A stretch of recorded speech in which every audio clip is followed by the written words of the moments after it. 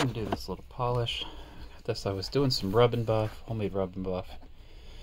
And then I kind of just like evolved from that to this. So I get a little bit of the clear shoe polish,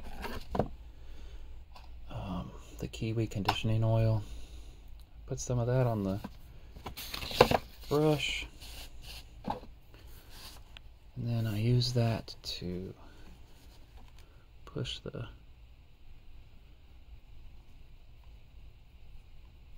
wash into the crevices. And for whatever reason, I also use it to get rid of like some of the excess. But for whatever reason, it when I later go to remove the wash, it with the sponge will not soak up all of the ink that's in all of the little nooks and crannies, all the little crevices where I want the ink to stay. I assume that it just creates a little bit of a barrier. I don't know all the science, but I assume the wax creates a little barrier in there, kind of sealing the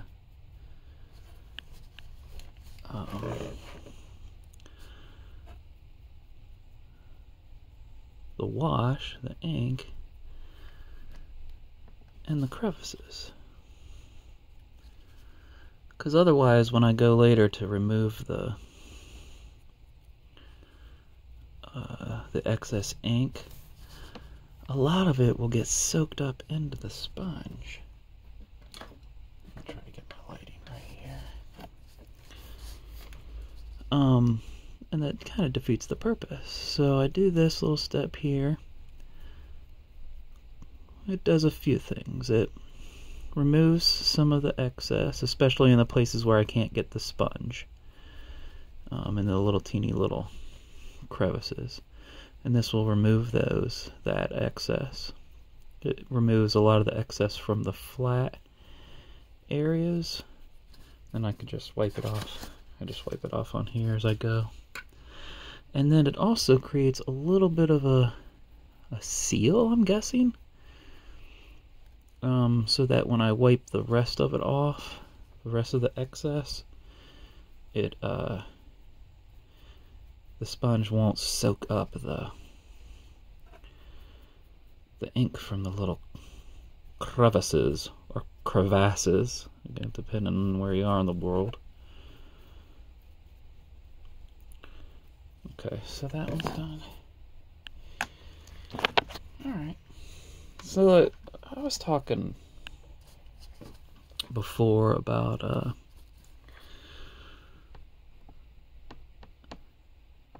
theme versus thematic and immersion and all of that. I just want to talk a little bit more about the difference and why it matters to me. People ask me all the time. They'll ask me about like recommendations for this, that, or the third. You know, and I have to try to give them recommendations. So I ask them lots of questions. And I try to get, one of the things I try to ascertain is why do you play games? I guess we're going to talk about this instead of immersion and theme. Why do you play games? Do you play for discovery? To satiate your curiosity? Right?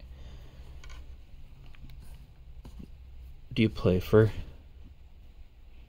domination? Are you trying to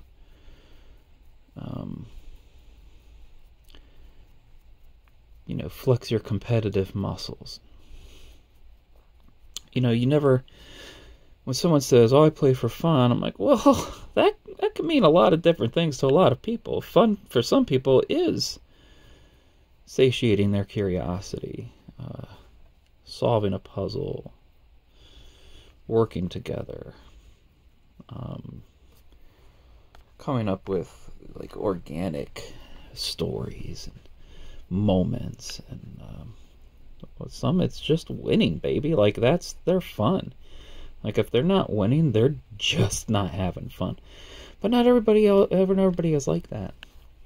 So I think it's important to understand, well, what kind of mindset am I going to have going into this game tonight?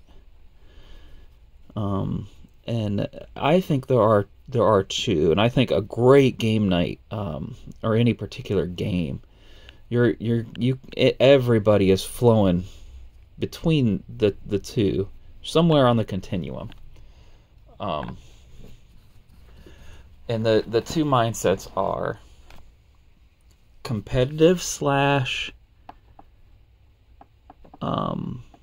dominating, or curious slash discovery. So you're either playing for discovery purposes, or you're playing to dominate.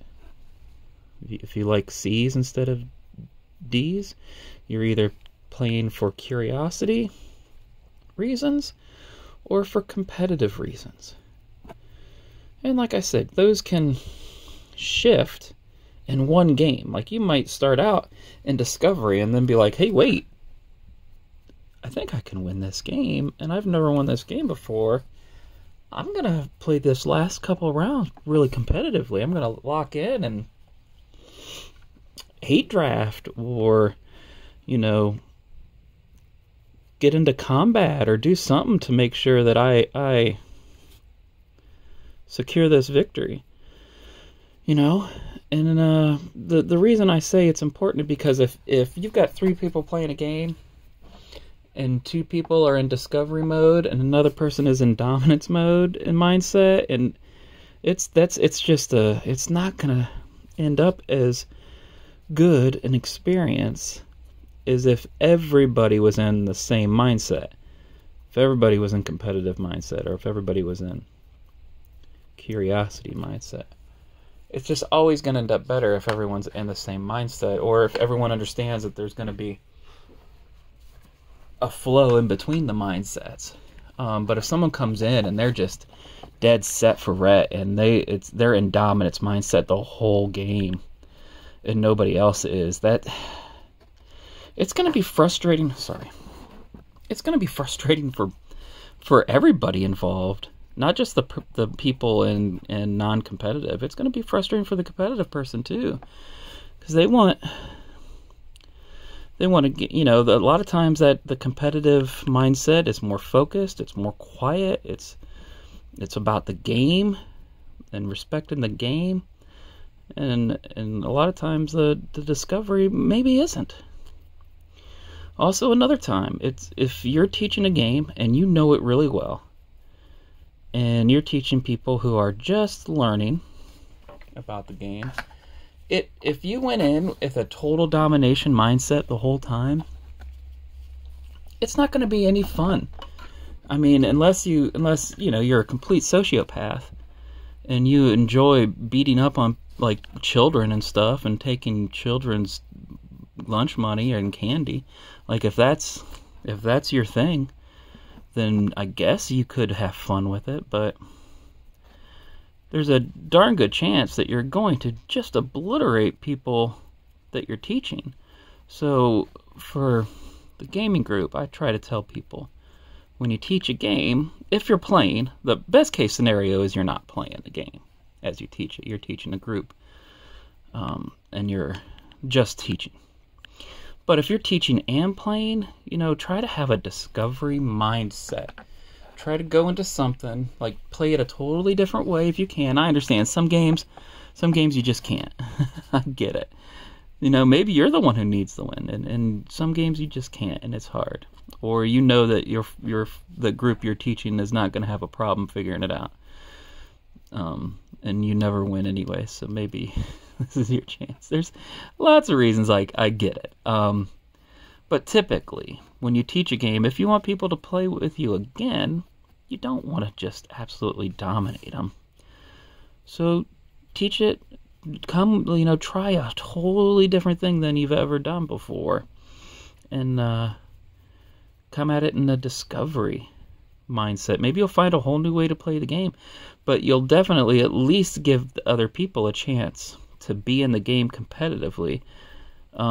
They may not beat you, but it'll be close. And if they do beat you, you can at least say, no, I was playing for real. You just beat me. I tried something different and you beat me.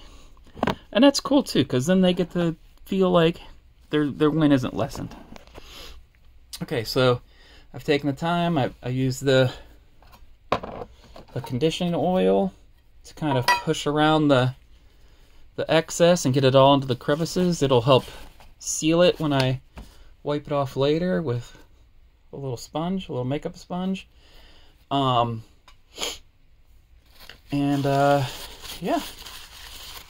looking good. Well, another video, I'll wipe those off. Out. Peace. Enjoy. Oh yeah, and leave a comment. Let's talk about the things I'm talking about. You know, let's have a debate. Let's have a discussion. I like discussing these things. And please subscribe. I'd like to. I'm gonna keep making these videos regardless. I'm gonna get better. I'm gonna have a better setup and hopefully maybe some graphics and other things to catch people's attention and hopefully make them interact. But at the end of the day, I really just want to have discussions about the hobby. I want to grow the hobby. I want people who maybe have never heard of it to hear of it. I want people who maybe have always wanted to be in it feel like they're comfortable to come in it now. I want people who've been around and don't have maybe certain terms for things or a way to express what they like. I want them to have it.